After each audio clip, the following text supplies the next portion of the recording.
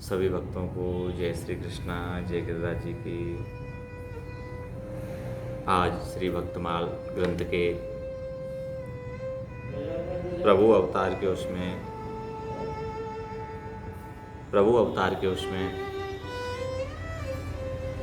कि प्रभु ने कौन कौन से अवतार धारण किए, उनमें से जब वाराह भगवान ने हिरण्याक्ष का वध कर डाला था, तब उसकी माता दिति, उसकी पत्नी भानुमति, उसका भाई हिरण्यकश्यप और समस्त परिवार बड़े दुखी थे। दैत्येंद्र हिरण्यकश्यप ने सबको समझा बुझाकर शांत किया, परंतु स्वयं शांत नहीं हुआ। हृदय में प्रतिशोध की ज्वाला धधकने लगी। फिर तो उसने निश्चय किया कि तपस्या करके ऐसी शक्ति प्राप्त की जाए कि त्रिलोकी का राज्य निष्कंटक हो जाए और हम अमर हो जाए। निश्चय कर लेने पर हिरण्याकश्यप ने मद्राचल की घाटी में जाकर ऐसा घोर तप किया कि जिससे देवलोक भी तप्त हो गए। देवताओं की प्रार्थना पर ब्रह्मा जी ने जाकर उससे अमरत्व छोड़कर अन्य कोई भी मन चाहा वर मांगने को कहा। उसने कहा कि मैं चाहता हूँ कि आपके बनाए हुए किसी प्राणी से मेरी मृत्यु ना हो। भीतर बाहर, दिन में रात में आपके बनाए हुए प्राणियों के अतिरिक्त और भी किसी जीव से, अस्त्र से, शस्त्र से, किसी भी प्रकार के उससे मेरी मृत्यु ना हो। पृथ्वी या आकाश में कहीं भी मेरी मृत्यु ना हो। युद्ध में कोई भी मेरा सामना ना कर सके। मैं समस्त प्राणियों का एक छत्र सम्राट बनूं। इंद्रादि समस्त लोकपालों में जैसी आपकी महिमा है वैसी ही मेरी हो। तपस्वियों और योगियों, योगेश्वरों को जो अक्षय ऐश्वर्य प्राप्त है वही मुझे प्राप्त हो जाए। ब्रह्मा जी ने एवमस्तु कहकर उसके मांगे वर उसको दे दिए। वह अपनी चतुराई पर बड़ा ही प्रसन्न हुआ कि मैंने ब्रह्मा को भी ठग लिया। उनके ना चाहने पर भी मैंने युक्ति से अमरत्व का वरदान ले ही लिया। यह जीव का स्वभाव है, वह अपनी चतुराई से चतुरानन की कौन कहे, भगवान को भी धोखा देने का प्रयत्न करता है। वैसे ही हिरण्याकश्यप ने भी अपनी समझ से मृत्यु का दरवाजा बंद ही कर लिया था, किंतु भगवान ने जब चाहा तो खोल ही दिया।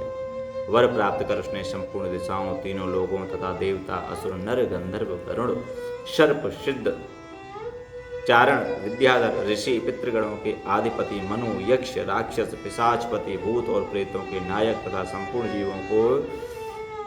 जीवों के स्वामियों को जीतकर अपने वशीभूत कर लिया। उस प्रकार उस विश्वजित असुर ने अपने पराक्रम से संपूर्ण लोकपालों के स्थान छीन लिए, सभी पर अपना बहुमत जमा लिया, अपना कब्जा कर लिया। स्वयं इंद्र भवन में रहने लगा। उसने दैत्यों को आज्ञा दी कि आजकल ब्राह्मणों और क्षत्रियों की बहुत बढ़ती हो गई है। जो लोग तपस्या, व्रत, यज्ञ, स्वाध्याय और दान आदि शुभ कर्म कर रहे हैं उन सबको मार डालो, क्योंकि विष्णु की जड़ है।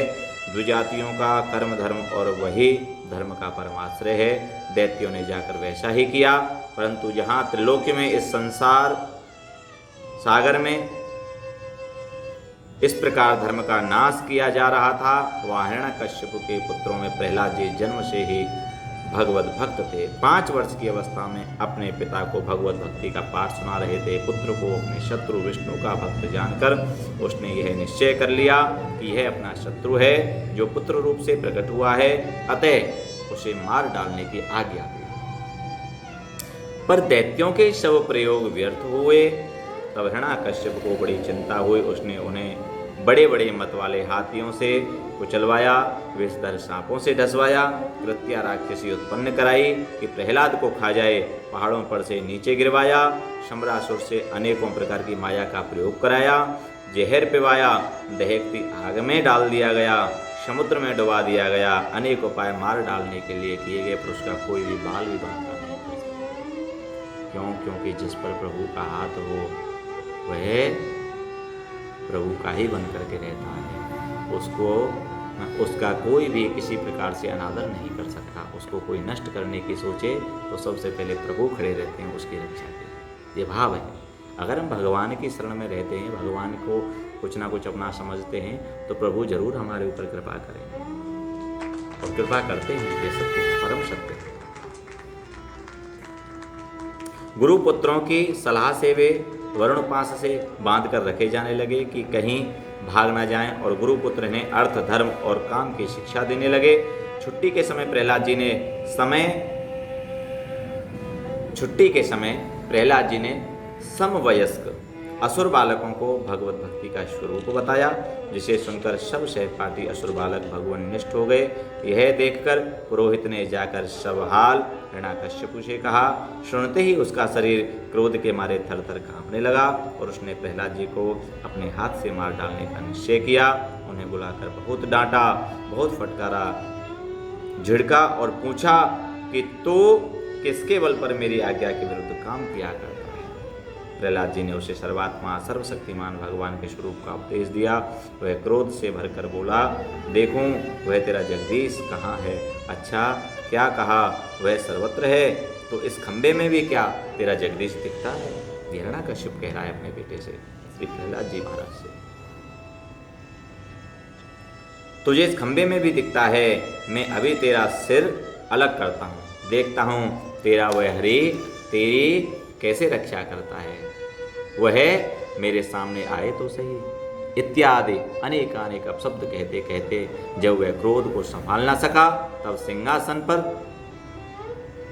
खड़ा हो गया और कूद पड़ा और प्रहलाद जी के यह कहते ही कि हाँ वह खंबे में भी है, उसने बड़े जोर से खंबे को एक घूंसा मारा। उसी समय खंबे से बड़ा भारी शब्द हुआ। घूंसा मारकर वह प्रहलाद जी को मारने के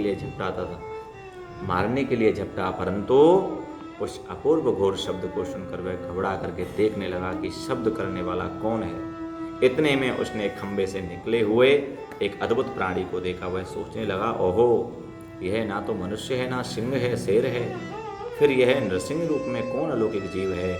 वह इस उधेड़ वन में लगा ही हुआ था कि उनके बिल्कुल सामने नरसिंह भगवान खड़े हो गए।